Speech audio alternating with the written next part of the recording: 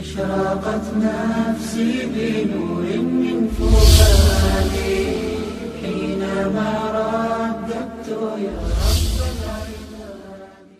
دے دیا 27 کی رات، 28 کی رات، 29 کی رات، 3 راتیں 2 دن، 28 29 آپ رہے. یکم کو آپ وہاں سے نکلے اور 8 ربیع الاول کو آپ مدینہ کی بستی قباء میں پہنچے. تو روزانہ مدینہ والے آتے تھے اور آپ کا انتظار کر کے چلے جاتے تھے.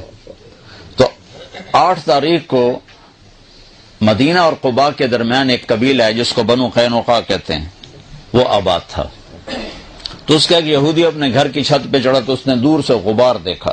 اب ان کا علم دیکھو اور گمراہی دیکھو. صرف دور سے غبار دیکھ کر اس نے نعرہ لگایا، یسرب والو تمہارا نبی آ گیا. خود کلمہ نہیں پڑا. علم اتنا تھا کہ صرف غبار دیکھے گا وہی ہے. لوگ بھاگے.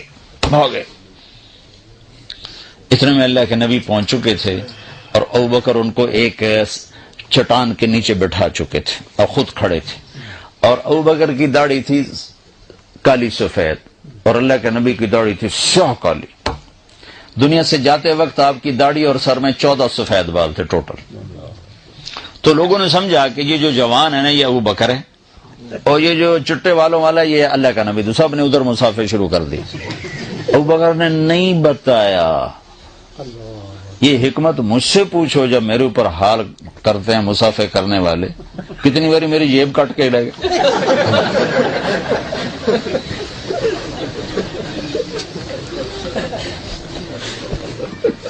وہ خیال نہیں کرتے بھئی مجمع میں مسافہ کرنا جائز ہی نہیں. مسلمان کو تکلیف پہنچانا حرام ہے. زبان سے سارے کہو. تو آپ چپ کرے مسافر کرتے رہے. نہیں بتایا کہ میں نہیں ہوں تاکہ اللہ کے نبی کو تکلیف نہ ہو. تھکے ہوئے ہیں. 3 گھنٹے کا بیان کر کے میں اترا. پیشاب زور سے ہوا. میں بھاگا پیچھے ایک پٹھان بھاگا آ کے مجھے پکڑا. السلام علیکم. میں کہا چھاڑ میرا وچے نکل رہا ہے خدا دا بندہ.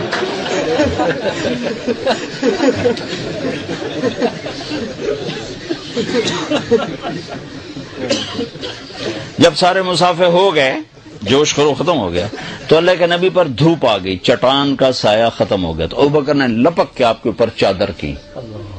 تو اس سے سب کو پتہ چلا وہ ہو تو سارے مسافر ہی غلط ہو گئے. نبی تو یہ ہیں یہ نہیں ہیں.